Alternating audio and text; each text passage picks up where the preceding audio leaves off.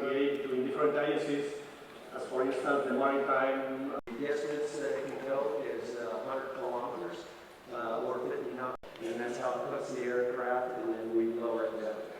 The LiDAR is one of the best instruments we can use for a maritime sensor and pick up any contact in the water, no matter what it is.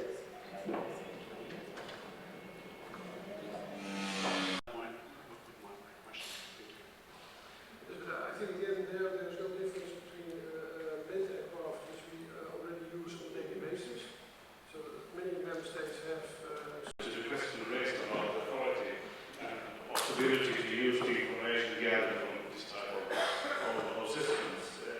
The difference, as I understand it, between the system that is presented is that in the normal manned aircraft from a the way of operating this system, because I think that is the key to understand the difference between the possibility to assemble information and to use the information assembled by this aircraft. You need to have authorized personnel according to national legislation, so that could be an issue maybe if there's need to be asked about.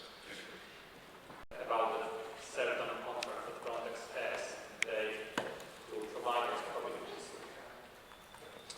on the ground in respect to having people in the room who can decide, competent people who can make decisions, who understand their role and who understand their jobs is a crucial factor here.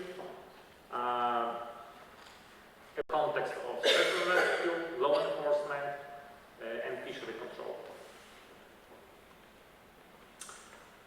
Strategic achievements. Well, first of all, coordinated European monitoring holiday. That's extremely important aspect. Basically, 1, 2, 3, 1, 2, 3. Continuez s'il vous plaît. Test de son. C'est bon, premier.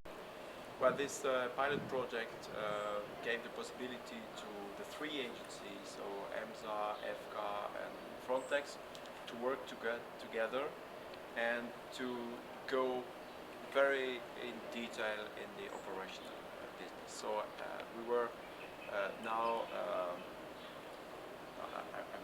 Oui, et je vais vous demander, en plus de ça, excusez-moi de vous mettre dans le lierre. Brought together operational people from the three agencies, from EMSA, EFCA, Frontex.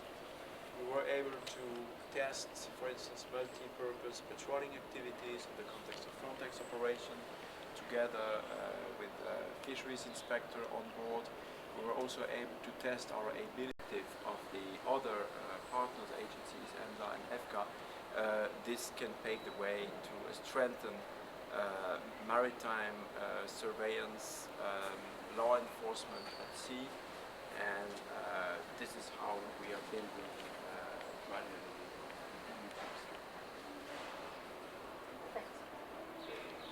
Parfait.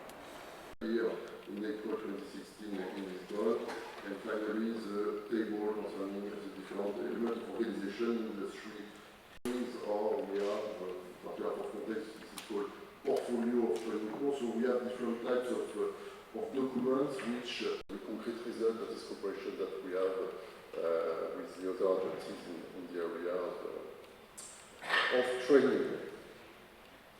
Thank you very much for your attention. I think that from our side, that was under capacity building and training, that was a very good opportunity, this pilot project, to have a reflection with the colleagues from these agencies on what we could do, how could we cooperate further in the area of training and capacity building.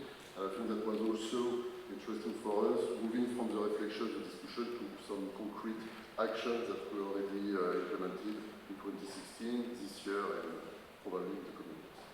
Thank you.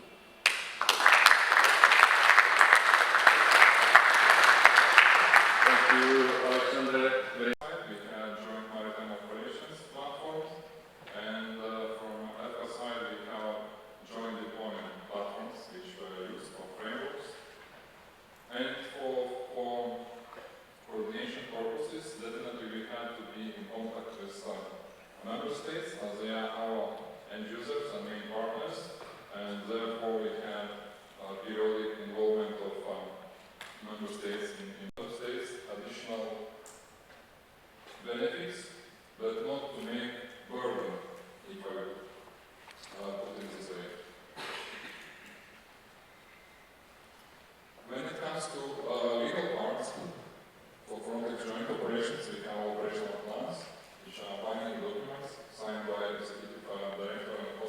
state.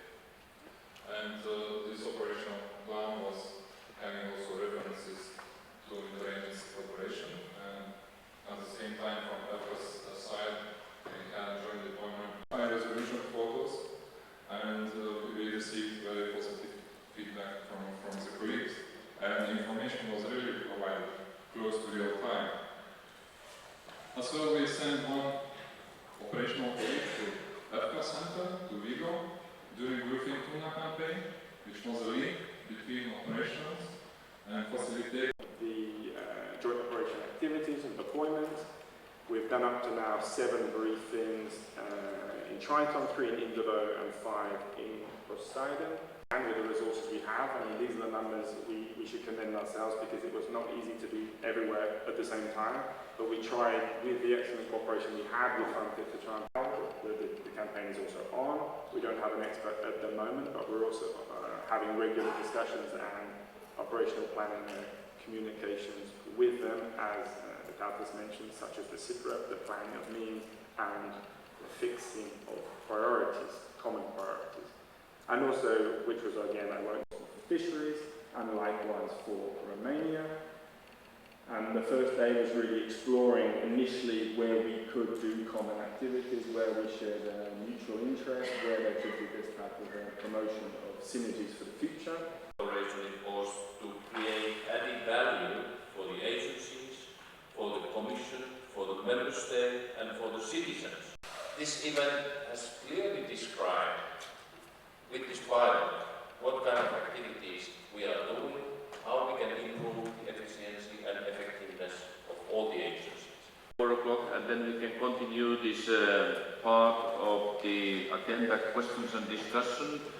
This was a bit feed water for the discussion and a certain kind of wrap up from the agencies. We still have commission to come on this topic, but I propose that we come back 4 o'clock and then we continue this part of the discussion. Okay, thank you.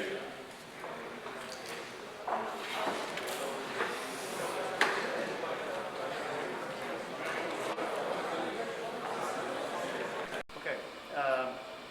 Observing this workshop, I'm happy to say that I will bring back a very, very positive message to European Parliament, that all 3 agencies are working very well together. There's good progress of cooperation, and there is no fear that somebody is intruding in each other's affairs.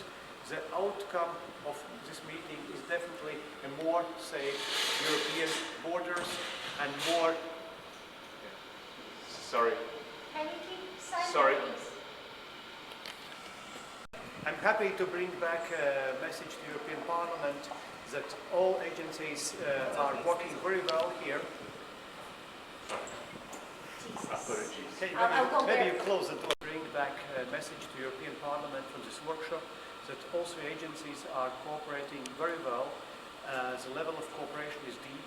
There is much more practical issues discussed, and it definitely will increase the security of our outside borders and cooperation between agencies and member states, including many matters. I think this is one of the examples where we can show that European Union works in practice. The family that you 3 executive directors represents, and that is a challenge as it is.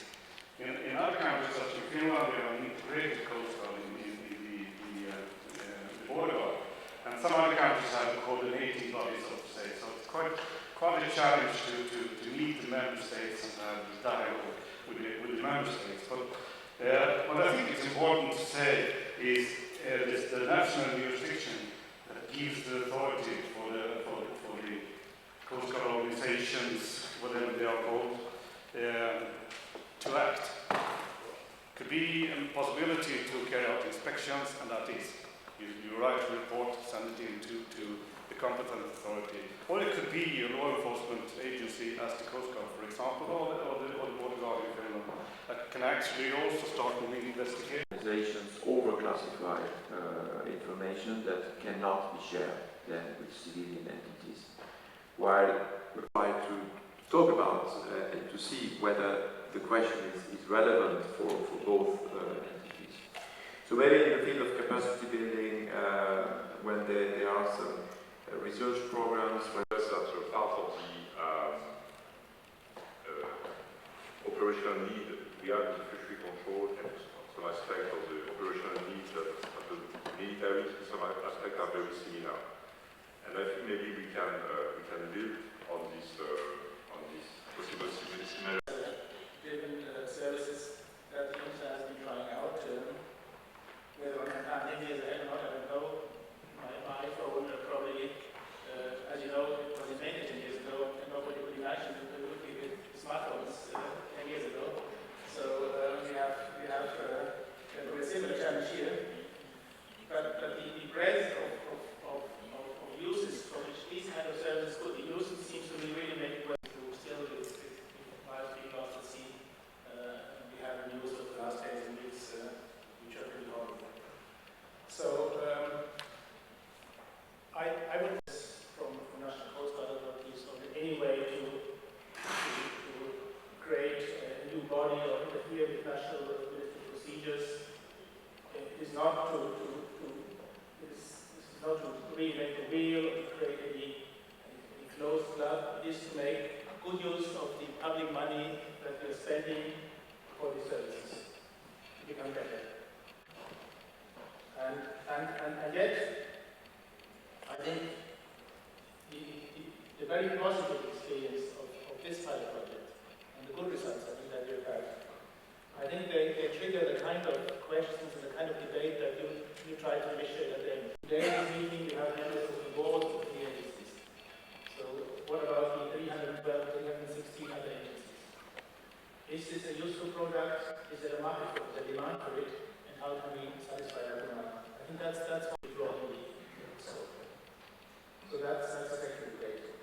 And as a third thought that I would like to share with you, as you all know, we have a European Maritime Security Strategy, EUSS,